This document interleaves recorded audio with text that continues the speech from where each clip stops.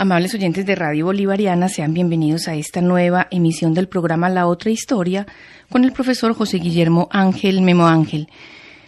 Profesor Memo Ángel, hay un tema que ha sido tratado por la filosofía, por la sociología, la antropología, la teología, la psicología inclusive, y es la pregunta por el hombre. Son muy famosas las tres preguntas que Immanuel Kant se hace sobre el hombre, y es: ¿qué puedo saber? ¿Qué debo hacer? ¿Qué me cabe esperar? Y finalmente, ¿qué es el hombre? Entonces, qué bueno sería que en estos tiempos de tanta afugia en nuestro país usted nos aclarara un poco sobre qué es el hombre. Sí, pues eso se viene preguntando desde Aristóteles. De pronto las mejores definiciones del hombre las ha hecho la literatura.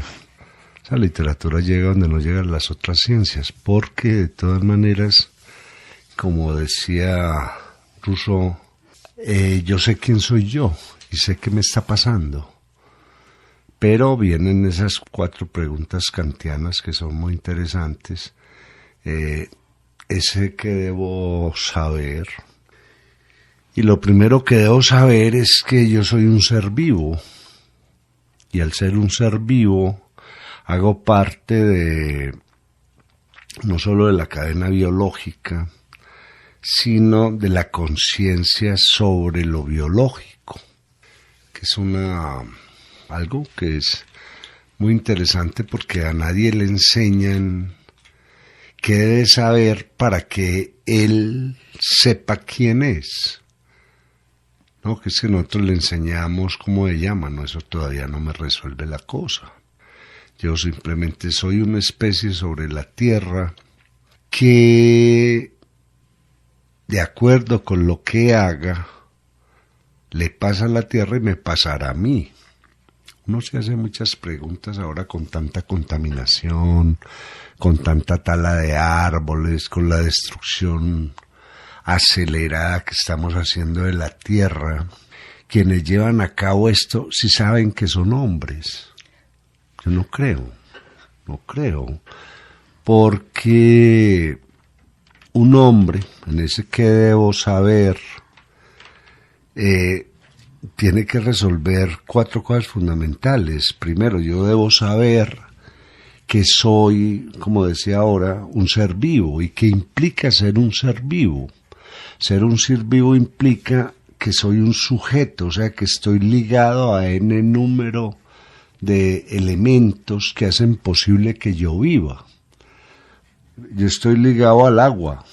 Si yo no bebo agua hoy, me afecto, y si no bebo agua mañana me afecto más, y si no bebo agua por unos días me muero. O sea, el agua es fundamental para nosotros.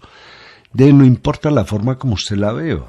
O sea, en una sopa hay agua, en un jugo de naranja hay agua, en un tinto hay agua, pero dependemos completamente del agua, dependemos completamente del aire, por ejemplo.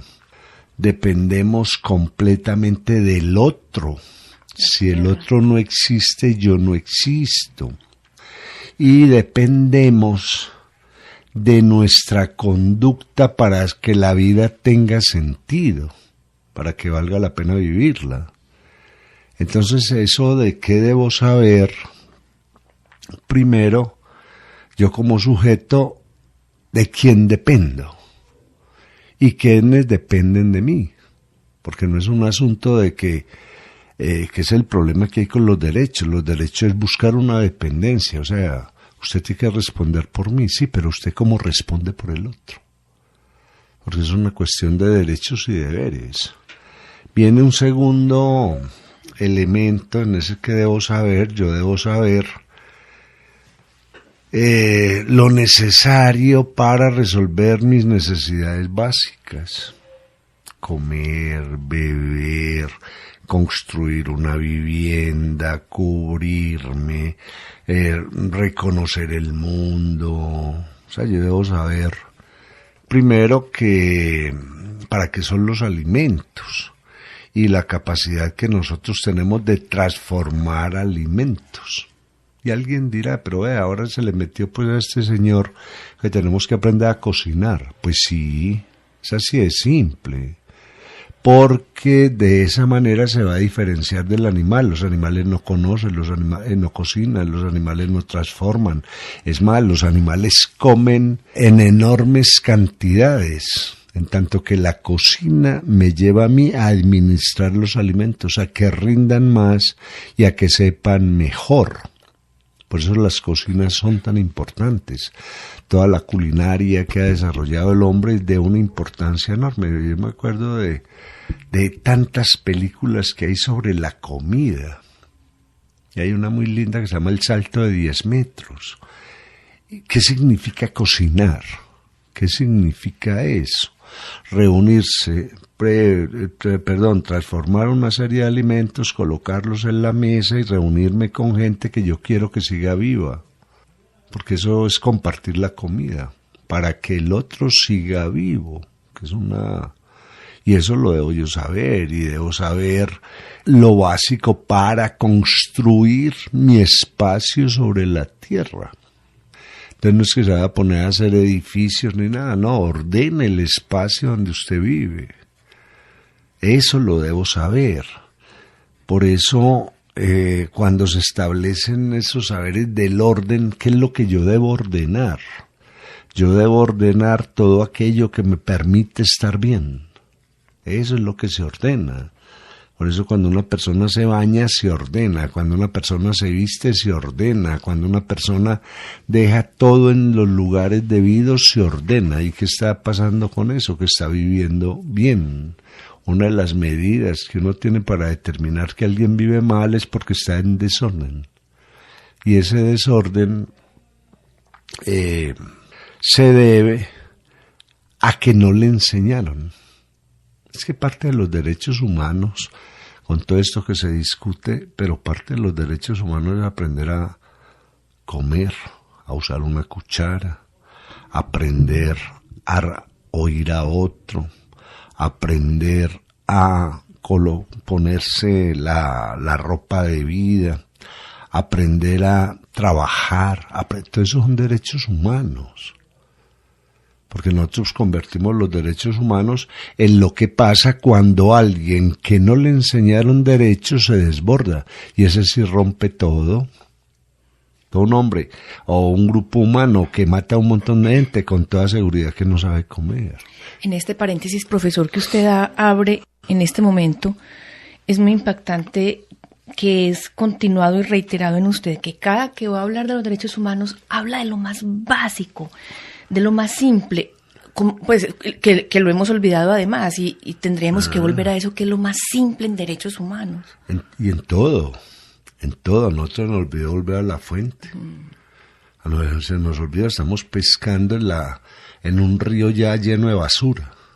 Nunca, si no volvemos a la fuente y no volvemos a lo radical, a las raíces que hicieron posible al hombre, no hay nada que hacer. Entonces una vez él lee teorías o oye conferencias, y sí, bueno, lo que dice es muy interesante, pero está pescando en río abajo. Eso hay que ir río arriba, porque río arriba es lo que me dice que el río existe. ¿Y cuál es la función del río? ¿Y cuál es la función de lo que ese río que va a fluir va a llevar? Entonces lo simple es lo que debo saber, lo más simple, para saber que no soy un animal, ¿cierto? Y esto no quiere decir que los pobres animales pues sean monstruos o cosas por el estilo, no, el animal es un ser que trata de vivir sin dejar nunca el miedo. El hombre es el único ser vivo que puede dejar el miedo. Ahora, el problema es que no le enseñan a dejar el miedo, ¿cierto? Entonces se empieza a dar el manejo del miedo para someter al otro. Y empiezan un montón de miedos, como decía Albert Camus, que nos desordenan. Y al desordenarnos, se nos pierde el que debemos saber. Entonces tengo que saber solucionar mis necesidades básicas. Ahora, eso se hace en grupo. porque cuando uno dice ¿qué debo saber? No soy yo solo, son todos. Es una cuestión en grupo, es como cuando se empieza a dar la evolución. No hay ningún ser que evoluciona solo, se evoluciona en grupo.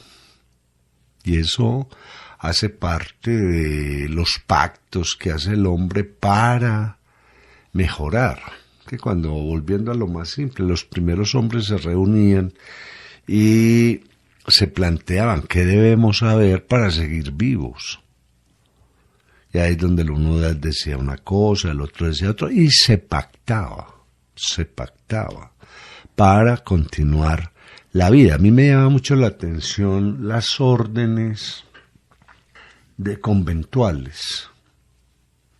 Un convento es un grupo de personas que se reúne a vivir juntas siguiendo unos órdenes.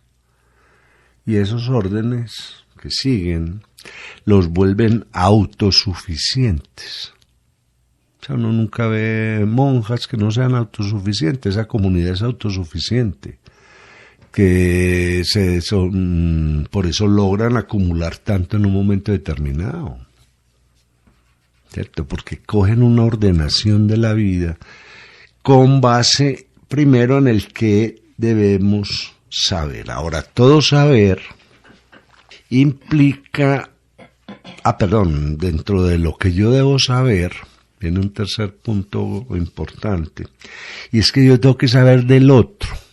¿Quién es el otro? Al otro no me lo puedo imaginar. El otro tiene una expresión. Hay algo que de pronto nos hace que en América Latina suframos tanto. Es que nosotros no conversamos, entonces no sabemos del otro. Y la conversar no es hablar, hola, ¿qué tal? No sé qué, y menos hablar de otro, eso no es conversar. Conversar es usar palabras para que el uno aprenda del otro y para que el otro sea confrontado. Ese ejemplo pues lo tiene Don Quijote de la Mancha. Don Quijote de la Mancha es una conversación continuada hasta que Don Quijote se muere. Uno ve, por ejemplo, en la literatura de nosotros, como la mayoría de los escritores nunca han leído el Quijote. No hablan, describen. Nosotros seguimos presos de las crónicas de Indias, describiendo qué hay. Pero en el Quijote nos enseñan a hablar, porque el diálogo, la conversación, además de que me entero quién es el otro, me lleva a enterarme de otros a través de las historias, de las cosas. Entonces yo debo saber del otro, porque el otro me es completamente necesario. El problema es cuando no hay conversaciones, cuando hay conjeturas, cuando hay prejuicios. Es que el otro debe ser tal cosa, no, eso se habla. Por eso tenemos la capacidad de pronunciar palabras, y entre esas palabras está la pregunta, y en esa pregunta aparece por lo común una solución, ¿no? Entonces es una cosa que hay que saberlo. Y debo saber, que yo creo que es muy importante, en qué creer, no porque me lo impongan, sino porque me hace mejor persona. Yo creo que uno de los problemas que estamos enfrentando ahora es que las creencias están volviendo historia. No, la creencia no tiene por qué ser una historia, la creencia es un comportamiento moral, ético, que si no se lleva a cabo con modelos muy claros de vida, no va a funcionar, no va a funcionar. De hecho, hay una palabra pues en hebreo que es emuná. Emuná sería lo que es la fe, es que debemos creer, así de pronto no se pueda demostrar, pero que nos haga bien, que nos haga bien, que me prepare para trascender como ser humano. Es que yo creo que parte del problema que hay ahora con tanta secta y tanta cosa es un montón de gente que no cree, sino que espera que le den. Y en última instancia que Dios le dé. Dios ya le dio a todo el mundo, ahí no hay nada que hacer. Porque tiene que dar más, usted no es el que tiene que resolver el problema. Sí, yo me acuerdo, mi papá nos decía a nosotros, Dios da la herramienta y nosotros hacemos el milagro. Ya para eso uno aprendió a hacer cosas. Haga esto, empieza a trabajar. O si no, el resto es como un caso de ¿cómo es que dice la señora de aquí de Medellín? Alguien, no es el que está echado, sino el que quiere vivir sin leer nada, pero que le den, un conchudo. ¿Cierto? La palabra conchudo, que es muy interesante.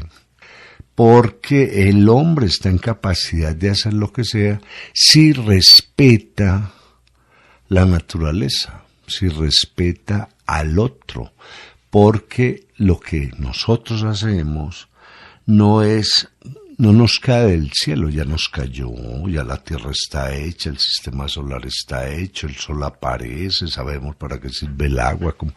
Ahora depende de nosotros lo que hagamos con ella. Si alguien daña el cauce de un río, porque se va a poner a rezar para que Dios le arregle el cauce que él dañó. No, consérvelo. Claro.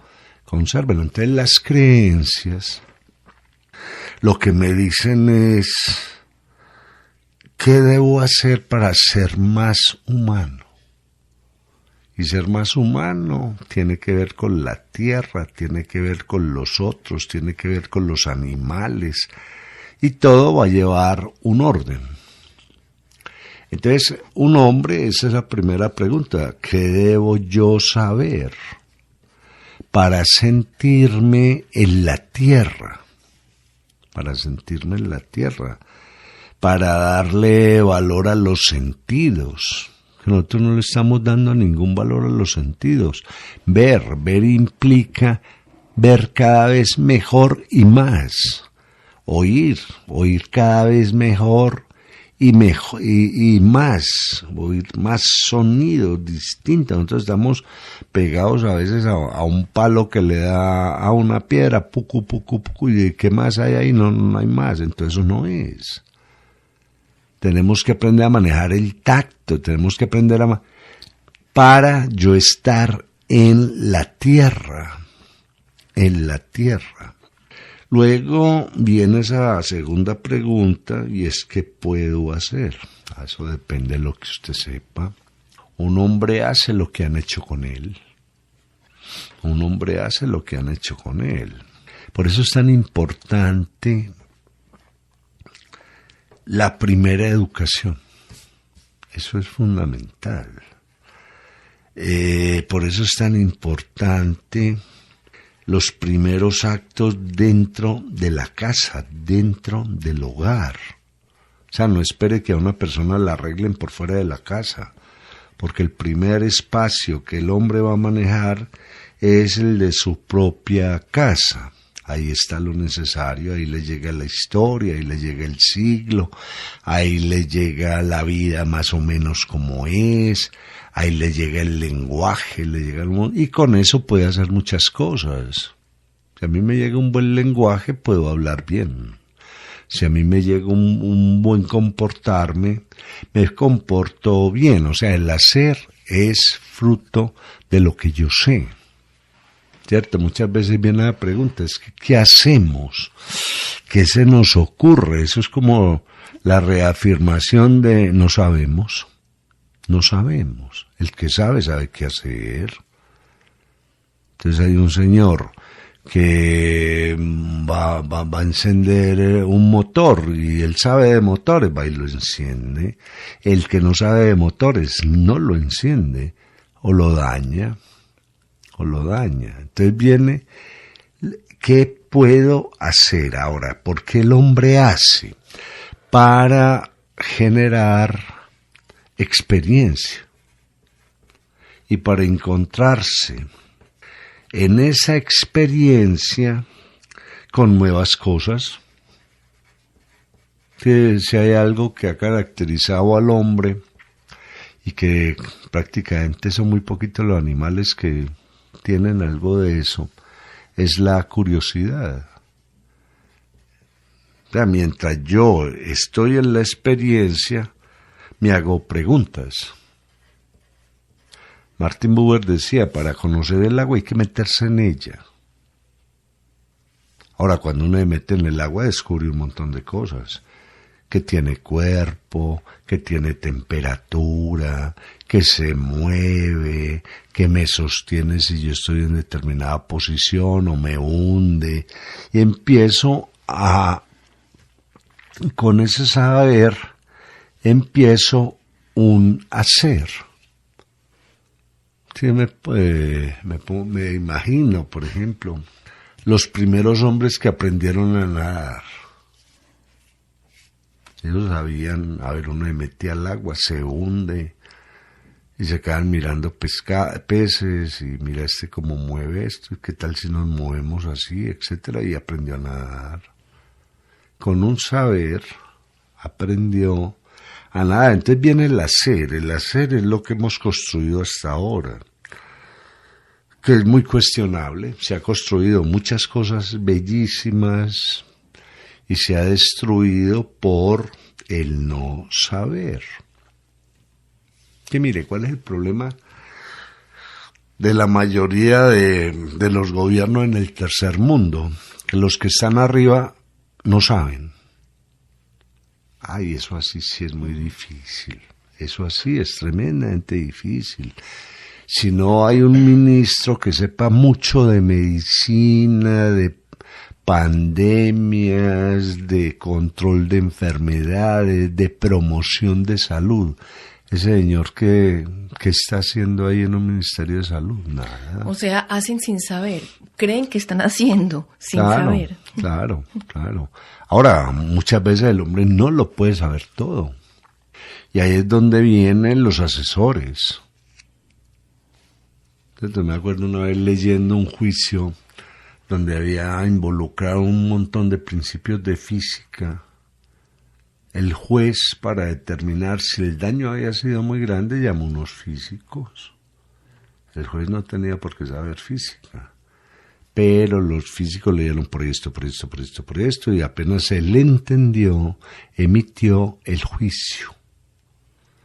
Porque hay algo que es muy interesante, que todos podemos saber, y que en el hacer sabemos que nos falta por saber.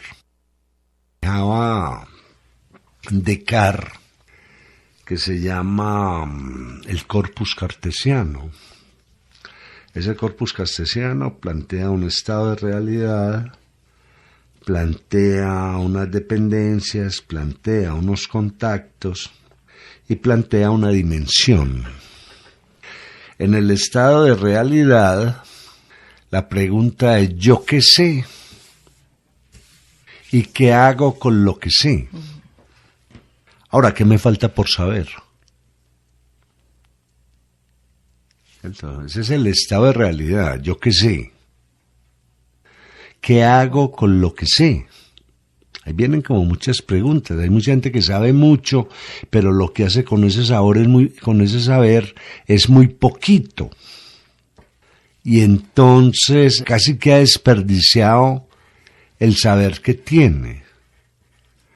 Ahora, frente al hacer, cuando yo me veo como imposibilitado para seguir avanzando, me hago la pregunta, ¿qué me falta por saber? ¿Qué me falta por saber? Porque el problema es cuando uno conoce gente de esa, que cree que se las sabe ya todas. No, es muy difícil, porque los saberes se han expandido de una manera asombrosa. Ahora, cuando yo soy curioso, ¿qué sé yo de barcos? Esto. ¿Qué me falta por saber de barcos? Mucho. Entonces ahí empiezo a estudiar de barcos y voy y monto en barco, ¿cierto? Entonces ese es el primer estado de realidad. ¿Qué sé? ¿Qué hago con lo que sé? ¿Y qué me falta por saber? En ese corpus cartesiano están las dependencias. ¿Yo de quién dependo? ¿Y quién depende de mí? Porque yo no solamente dependo de, ¿quién depende de mí? ¿Y qué hacen?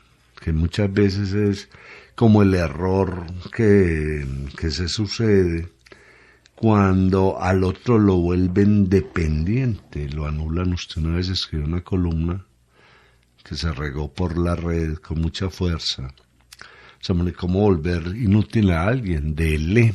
Se volvió un dependiente, pero no tuvo conciencia quién dependía de él. Porque yo estoy en la mitad, ¿cierto? Yo dependo de, por poner un ejemplo, en este momento dependo de la universidad, dependo del contenido que tienen mis libros, dependo del lugar donde vivo. Ahora, ¿quién depende de mí? ¿Cierto? Los alumnos dependen de mí, que yo escriba con base en los libros que leo depende de mí, y empiezan un montón de obligaciones, que me llevan a simplemente darme cuenta de que mi formación no ha sido en vano. Como alguna vez creo que ya lo dijimos en un programa, la palabra profesional es muy linda, es cuidar de la vida del otro. Eso es un profesional. Un médico cuida de la vida del otro, un abogado cuida de la vida legal del otro, un ingeniero cuida de la vida técnica en contacto con la técnica del otro. O sea, es que esa es la obligación. Esa es la obligación. Un buen periodista cuida de que sus receptores aprendan. Y esa viene como a ser uno de los problemas graves que tenemos hoy en día, que no admitimos esa obligación que tenemos con el otro. Es que saber implica que algo va a depender de mí. Pues por eso sé. Y que yo dependo. O sea, ¿cómo me voy yo a plantear de que ese es el problema latinoamericano? Pues terrible. Todo el mundo quiere ser original. Entonces un pintor no quiere depender de otros de antes. Los escritores quieren ser únicos. Bien, pues que este es un caso ya de daño cerebral. ¿Cierto? Cuando los seres humanos dependemos, o sea, uno estudia los anteriores, a ver qué han hecho ahí, etcétera, etcétera, y yo ya con esas técnicas me meto en lo mío y perfecciono, es que ya el otro me dio lo de él. Pero no queremos depender. Por eso tanta gente subida, soberbia, como si él... Por ejemplo, es muy simpático. Una vez veía ahí un tipo que está sobrado en el mundo porque sabe muchas matemáticas. Y él es muy soberbio. Y no se ha dado cuenta de que las matemáticas son los últimos 4.000 años antes de él. La pregunta es, ¿usted qué se ha inventado un nuevo matemáticas? O sea, saberlo no implica que usted esté por encima. ¿Qué está haciendo con ese saber? ¿Cierto? ¿Dónde lo está llevando? Entonces, en ese corpus cartesiano, una vez yo tengo mi estado de realidad, una vez yo tengo mi situación de quién dependo y quién depende de mí, ¿yo qué contactos tengo? Porque yo me tengo que mover con la gente. La gente me enseñará. La gente me dará la mano. Por eso uno no puede subir en la vida tumbando las ramas del árbol, porque cuando se caiga no hay rama que lo ataje. Que eso pasa seguido. El otro me es necesario porque él mismo se ha hecho el ejercicio, que sabe, que le falta por saber, que hace con lo que sabe, etcétera, etcétera. Y ahí es donde empieza la integralidad de cómo los seres humanos vamos unos con otros aportándonos en un momento determinado. Y eso configura la dimensión que yo tengo como ser humano. ¿Hasta dónde puedo llegar? Dígame con quién se mueve, dígame cuáles son sus dependencias, dígame qué sabe y qué le falta por saber. Ahí sé hasta dónde lo puedo dimensionar. De lo contrario, las cosas no llegan porque sí. Entonces es muy claro que ese saber y hacer están permanentemente unidos. Están permanentemente unidos. Si lo que yo sé no se manifiesta en un hacer, eso que yo sé no me ha servido para nada. No me ha servido para nada. ¿Dónde está?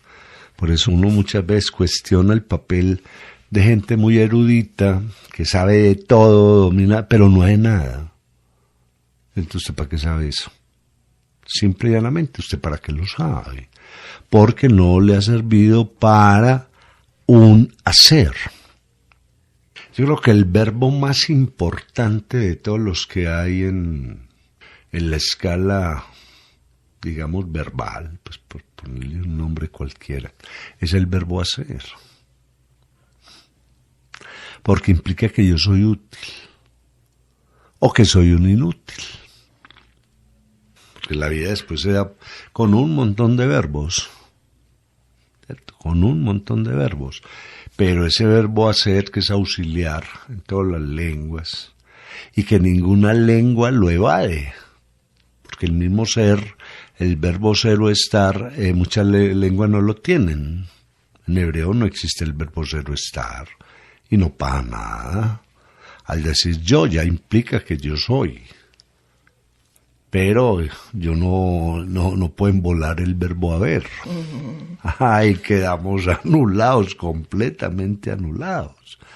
¿Cierto? Entonces ese verbo haber y hacer, porque el haber es una cuestión casi que de haber hecho. Yo he caminado, listo, ya caminó, ya hizo la caminada. ¿Cierto? Entonces viene de lo que yo sé y de lo que yo hago que cabe esperar. No se puede esperar nada cuando no se ha hecho nada. Es muy difícil. O no, sí se puede esperar algo terrible. Algo terrible. A ver, esa pregunta es tremenda, porque eso nos ha llevado a que hagamos un montón de cosas sin hacernos la pregunta de cuáles son los efectos colaterales de eso. Nos pegamos del primer resultado, es que funciona, sí, pero ¿y qué más cabe esperar de que funcione? Eso, el mercurio separa el oro del lodazal, o de la arena, o lo que sea, pero que cabe esperar de ese mercurio una vez haya cumplido con la primera tarea. ¿Qué cabe esperar de eso? ¿No? Y lo mismo que cabe esperar de unas sociedades que se mienten, por ejemplo. ¿Qué cabe esperar ahí? ¿Qué cabe esperar de alguien que no es un modelo de? Entonces esa pregunta de qué cabe esperar es el resultado, ¿cierto? Porque no solamente soy lo que yo sé y lo que yo hago, sino que eso que sé y que hago tiene una proyección hacia adelante.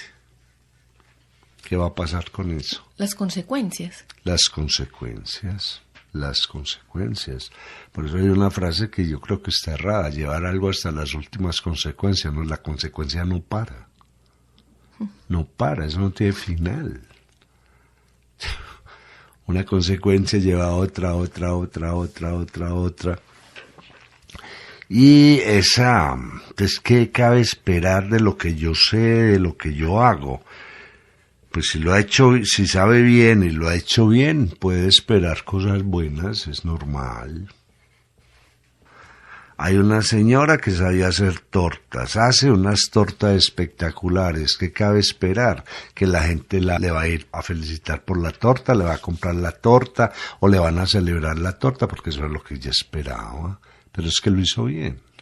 Ahora, cuando yo tengo faltantes de saber, faltantes de hacer, ¿qué cabe esperar? Algo con faltantes. Pues esas tres preguntas son tan interesantes y que siempre se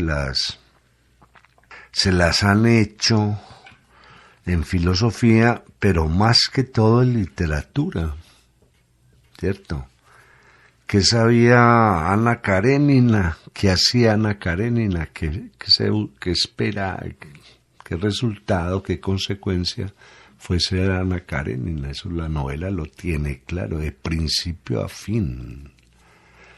Y lo mismo coge uno Los Miserables, y coge Crimen y Castigo, y coge los libros de Faulkner.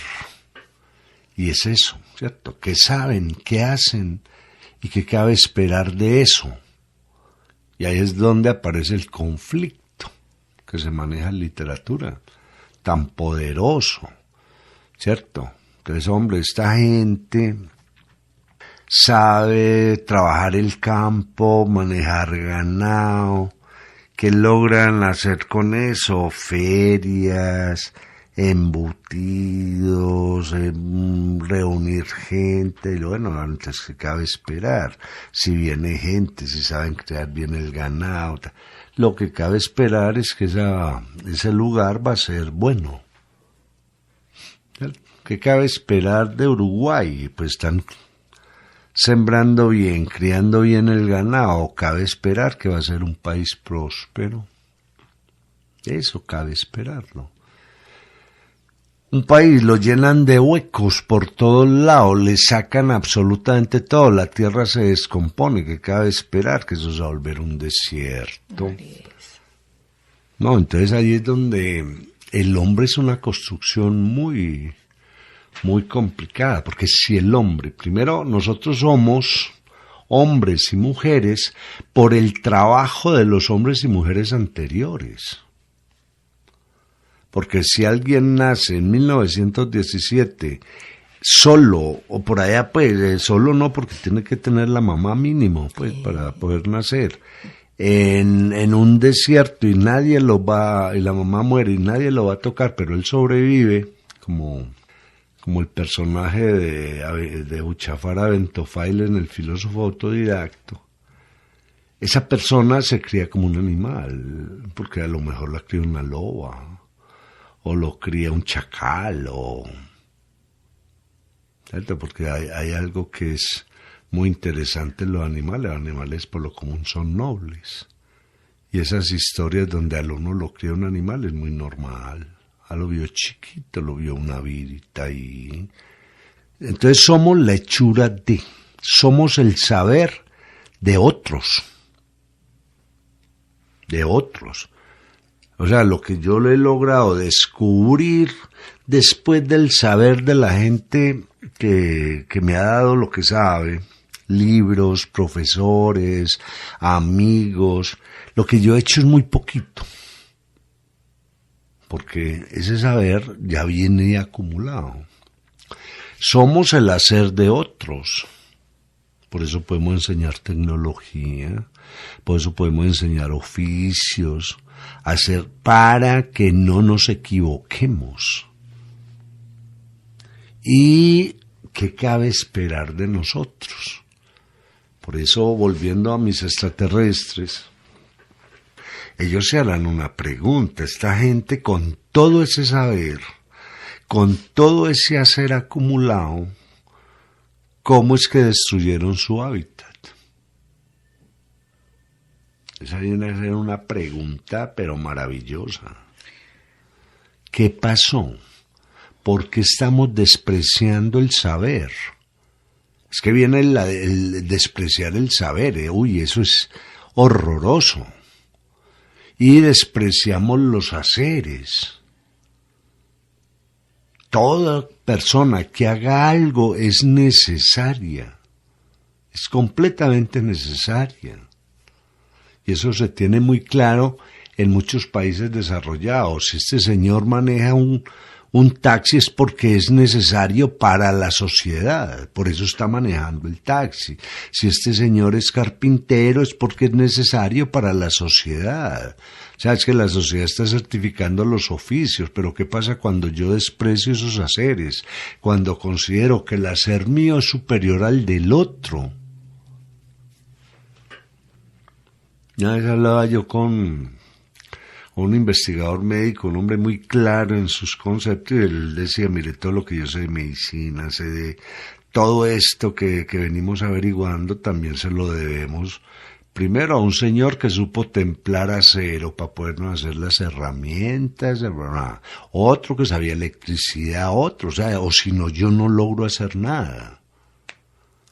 Que de pronto es el pensamiento bárbaro que estamos acumulando, que creemos que la tarea del otro no es válida, entonces ¿qué cabe esperar? Cuando yo me entero de que la tarea del otro es válida, ahí configuro la importancia del otro. Y vivimos en sociedades. Pues lo que yo he dicho en muchos de estos programas. ¿Yo por qué estoy hablando aquí? Pues gente que hace pan, gente que hace queso, gente que hace zapatos, gente que hace camisas, gente que imprime libros, o si no estaría aquí, no habría llegado. Y la idea es con ese conocimiento que los otros han logrado, uno hacer su propia ruta o su propio camino, no quedarse ahí, ¿cierto? Sí, claro, es que por eso a veces en las sociedades antiguas se le da tanto valor al anciano. El anciano no tenía la razón, tenía el camino. Vaya por aquí, la herramienta que va a usar es esta, cuidado que en tal parte hay arañas, las arañas se rechazan de esta manera. O sea, era el saber, ¿no? El saber, que comienza con esa persona mayor que tiene más pasado que los demás cuando cuenta historias. Que en ese libro del Eclesio el desierto, eso es precioso.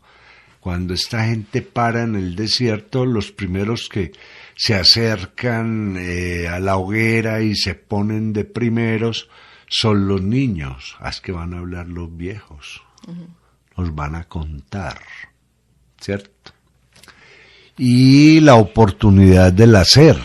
Cuando a ese niño, volviendo a lo del Eclesio, le da la oportunidad de que él vaya de primero llevando la rienda a un camello, ese orgullo, ¿cómo así? Yo ya se va a ser capaz de hacer esto. Por eso es que de pronto la educación moderna presenta tantos baches. Primero porque no magnificamos el hacer o sea, ¿qué han hecho hasta ahora? Los saberes. Uy, han hecho lo que usted quiera. ¿Qué ha hecho el saber de la medicina hasta ahora? Lo que quiera, el de la arquitectura, el de la mecánica, el de la electricidad, el de la física, el de la biología. O sea, han hecho. Y esos saberes que el hombre ha ido acumulando, ¿para qué le han servido? Y ahí aparecen los haceres. De ahí aparecen los haceres. Y en ese hacer, ¿cómo ha ido mejorando? O ¿cómo ha ido empeorando? No, porque todo tiene una ruta. Es que nosotros estamos, digámoslo así, enmarcados en los últimos 4.000 años. Teniendo en cuenta que los últimos 4.000 años son más o menos 200 generaciones, no más. No más, pero es que aparece la escritura. Y cuando aparece la escritura, se atrapa el saber. Ya la memoria, ¡pum!, queda agarrada. Ahora sí, y empecemos a revisar esto, y empecemos a revisar esto. Y cuando uno, por eso es tan maravilloso esa ingeniería romana. Esta gente lo que aprendió de los libros de geometría cuando los ponen a funcionar, lo que aprendió de las herramientas, lo que aprendió de los hornos, lo que aprendió y después de política, ahí quedaban, estaban atrapados. Y con esos haceres se dio pie a otros haceres, porque el hombre una vez supera un hacer, una vez domina un hacer, lo supera. Es que esa es parte de la inteligencia humana. Yo tomo, y los orientales son muy claros en eso, yo tomo un maestro y le aprendo, lo igualo y lo supero. Claro, es que es la tarea del maestro, ser superado. ¿Cierto? No ser siempre él el mejor, entonces no ha hecho nada con los alumnos. No ha hecho nada con los alumnos. Lo más importante para un maestro es verse superado. ¿Cómo me superaron? Le sirvió lo que le enseñé. De lo contrario, no me han superado, no he sabido enseñar. O lo que yo sé no lleva a que la gente mejore. Es que es un cuento tremendo, ¿cierto? Y siempre de todo lo que hemos aprendido es el que cabe esperar. Y en resumen, ¿qué cabe esperar? El tipo de hombre que tenemos. Dígame qué sabe, dígame qué hace, qué cabe esperar, ese tipo de hombre. ¿Pero el que tenemos o el que quisiéramos tener? No, el que tenemos, es que nosotros somos el resultado del saber y del hacer. Ahí aparece uno. Eso es lo que sabe y eso es lo que hace, esa es la medida de ese hombre. Por eso es tan importante creer en que el otro puede saber. Hay que aplicar lo de Einstein. No hay nada que un hombre no puede saber si se lo explican bien. Si lo explican mal, no tiene por qué entenderlo. Claro. Y un hacer. Todo lo que sabemos, pasarlo por la experiencia. Y una vez pasa por la experiencia, ¿qué cabe esperar? Alguien bueno, alguien. ¿Dónde perdimos nosotros, por ejemplo, una vocación industrial que debería tener el país, que la tuvo en un momento, pero que se acaba esa vocación industrial? En que a la gente cuando está chiquita no le se perdió una educación técnica adecuada, que no debería ser para los colegios técnicos, no, es para todo el mundo. Claro. Es para todo el mundo. Es que mi papá tiene fábrica, pero si usted va a manejar una fábrica sin saber cómo funciona, sin saber hacer esto, es imposible, la va a tirar como pasa, ¿cierto? Entonces viene esta cuestión de qué sé, qué hago, qué cabe esperar de eso que sé y hago, y esa es la medida que me da como hombre. Hemos llegado al final del programa La Otra Historia con el profesor José Guillermo Ángel Memo Ángel, quien en esta oportunidad ha hablado sobre el tema ¿qué es el hombre?